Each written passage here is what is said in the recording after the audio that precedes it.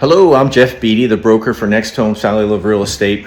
Real estate has been in the news a lot lately, and so let's take a minute and just review what's been going on. The National Association of REALTORS has a proposed settlement out there to a series of court actions, and a lot of people have questions. What's in the settlement? What does it really mean?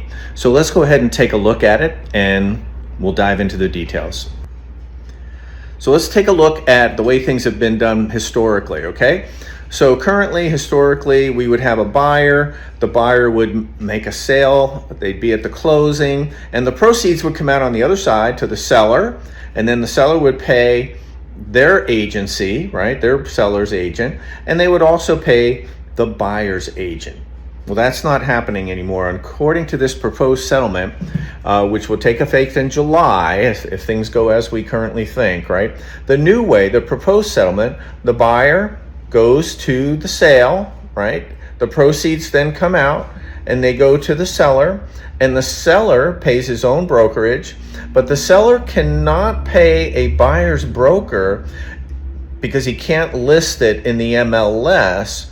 He can pay a buyer's broker if it's somehow negotiated outside of an MLS advertisement for compensation for the buyer's broker. Sounds complex. Ask us how. There are ways to do it, and we'll be happy to guide you through the process.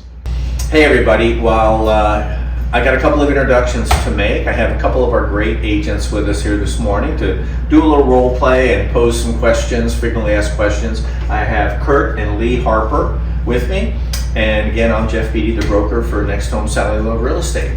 So what's important here? Let's just cut to the chase. You know, while you, our customers, will normally get involved in about 10 to 20 of the tasks that go into completing your transaction, these agents are involved in about 75 to 100 different things that many of them are behind the scenes. You won't even see them happening. We'll be happy to show you the full list because we've got it here. But they're just doing lots of these individual tasks to get them off of your plate and to make sure that they get you to a successful closing. Okay, Kurt, you may have a couple of questions from the seller's perspective that we could likely hear. Go ahead and fire away. Yeah, Jeff. What does the proposed settlement change when I'm selling my home? Well, right now we can still be operating under the more traditional rules, right? Mm-hmm. But we have the option of either listing compensation in MLS or putting zero compensation in the MLS for the buyer's side. But come July, we will not be able to offer any compensation as a seller to the buyer's side of the transaction in the MLS. Now, there will be ways that we'll be able to offer compensation to someone who brings a buyer to your home, but it just won't be able to be shown in the MLS. Jeff, can I change my current property listing to remove any compensation for the buyer's agents? Yes, you can. You can go ahead and change your listing if you have a current listing agreement. You can change it to say, I've decided I don't want to offer any compensation in the MLS to the buyer's agent. Now, and you can do that now. In July, you can't have any compensation for the buyer's agent mentioned in the MLS. Again, it's something that can be done, but it just can't be advertised through the MLS. We'll be advertising it in different ways, though. Jeff, if I decide to remove any offer of compensation for the buyer's agents in the MLS that's currently there, will it stop agents from wanting to show my home? Or will I get less activity? The answer is really one of law and ethics. And we always want to tell people, make sure you consult your attorneys when any contractual matter.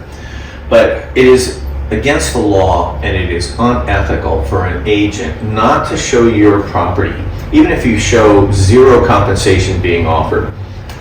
It's up to them to try to have a buyer-broker agreement with their buyer so that the buyer will compensate them. Well, thanks a lot, Kurt. Those are, I think, kind of the top questions that sellers have on their mind.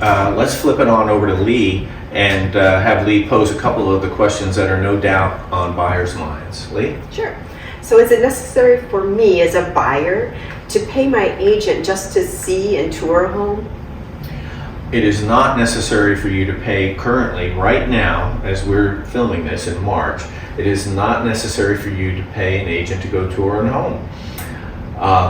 Agents right now, brokerages are being encouraged to put in place buyer-broker agreements, but by July, those agreements will be required before you'll be able to take a buyer out on a tour of homes. So Jeff, how long does the buyer real estate company representation agreement last? Well, it's up to both the buyer and that company that they're working with to set the term, the duration of it. But we at this company want one that will not exceed 1 year in length. But Jeff, what if I don't like my agent? May I get another one?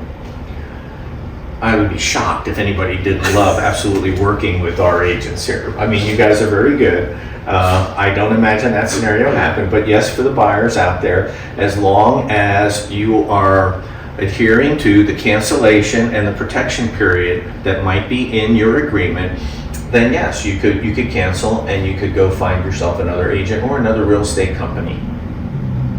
So Jeff, I have one more question. What if I decide just to go to the listing agent?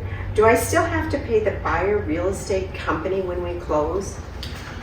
The short answer is yes. If you have an agreement in place with a real estate company to help show you homes and all, yes. As long as you honor though the commitments that you've made there for duration, cancellation, protection period, those are all good. You can go, or you don't even have such an agreement. You can be on the internet, you can see properties that are listed, and you can go right to the listing agent.